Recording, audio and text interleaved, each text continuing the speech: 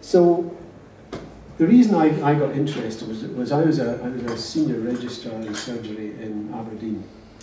And in Aberdeen, the people we found with colorectal cancer had advanced disease, they had big operations, and then a few years later they were back with recurrent disease, and it was very rare to find somebody with early disease. And then I got a job in Nottingham, and I went down to Nottingham where I worked for a man called Jack Hardcastle, who was a professor of surgery there in Nottingham. And he was in the process of just starting up one of the first of the randomised trials. This is in the early 90s. And all of a sudden, I was in an environment where we were operating on patients with early disease. And they were getting better quickly, and they weren't coming back with disease. It was like a completely different disease. And all because they were carrying out this randomised study in Nottingham. And then in 1993, the results were published that showed that there was a reduction in mortality. So that really, and for a surgeon, that's incredibly motivating. Because if you operate on somebody and you know that you're actually not doing very much good, it's not, like putting somebody through a big operation in the hope that they just might get better and then they don't. And it's very dispiriting. And of course, it's a lot more dispiriting for the patient, but it's pretty bad for the surgeon as well, I have to say. Whereas, if you're in a situation where you're able to operate on somebody and they get better and they stay better, then it's enormously motivating. So from that time onwards, I became really focused on this. And when there was then an opportunity to see if we could introduce screening at the NHS, I was very keen to do that. And I'd moved here to Dundee by this stage. And the National Screening Committee instructed, or not instructed, they recommended to the UK health departments to carry out a pilot to see if these research results could actually be translated into the real world. And between 2000 and 2002, we carried out this study here in Tayside, also in Grampian and Fife, and also down south in Coventry and Warwickshire.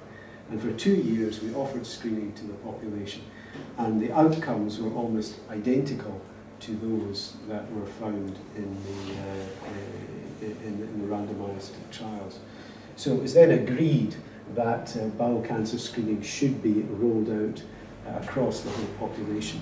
And that is where we are at this moment in time. So I just want to say a little bit about the test itself.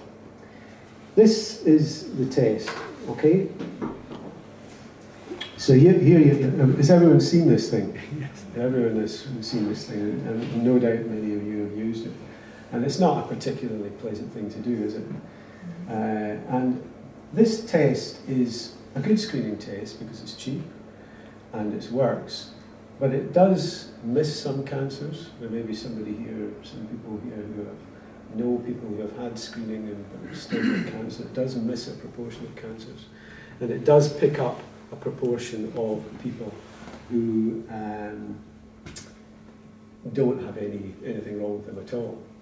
So it's by no means is this a perfect test. The other odd thing about this is it's not a direct measure of blood, it's an indirect measure. It's called a guaiac test, and what it does is it detects or it creates a chemical reaction with some of the components of hemoglobin which are in the blood.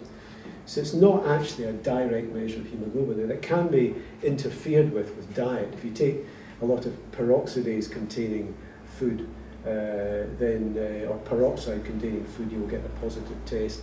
If you eat a lot of red meat with animal hemoglobin, you'll get a positive test. So this is quite an old-fashioned test, and it's been around for 20 years, more than 25, 30 years. It's been around for a long, long time. So we've been thinking about what we might be able to do to improve this. And has anyone seen this little thing here? So this is, let me just, it's a little stick. You see this little stick? And a little container containing a liquid. And rather than having to stick these lollipop sticks into the feces and smear it on that card, You just stick this in, and then you pop it in here like that, and you send it off. And this is an immunological test, which means it's absolutely specific for human hemoglobin, so you know that what you measure is what you get. This is actually human blood. So unless you're a cannibal, then it will be your blood. We have recently trialled this, and it performs in many ways a lot better than the GUAC test. Set at the same level of detection, it picks up roughly the same number of cancers, slightly more adenomas, but it's more acceptable. Many more people do this than do that test, so this is one way of increasing the uptake of screening in the population. And it also has the ability to be quantitative, so this isn't a yes or no. It doesn't say yes, you've got blood, no, it doesn't. It tells you how much blood there is in the stool as well. It's a really clever piece of kit. And therefore, what we can do is we can actually expand the way that we actually interpret the results. So that if somebody has a small amount of blood in the stool, then they're probably don't need a colonoscopy. But if the next time they do it, there's a bit more blood in the stool, then perhaps they do need a colonoscopy. If they've got no blood at all in the stool, the risk is very low. If they've got a huge amount of blood in the stool, the risk is very high. And what we are in the process of doing is trying to persuade our government to switch from this old-fashioned test to this new test, which will give us a much more powerful tool for improving the sensitivity and specificity of screening in the United Kingdom. Can I ask, please, how much more expensive the new test is compared to the old one? Well, that's actually quite a difficult question to answer. Do you know the answer, Paul? Individually, they are more expensive. They're individually more expensive.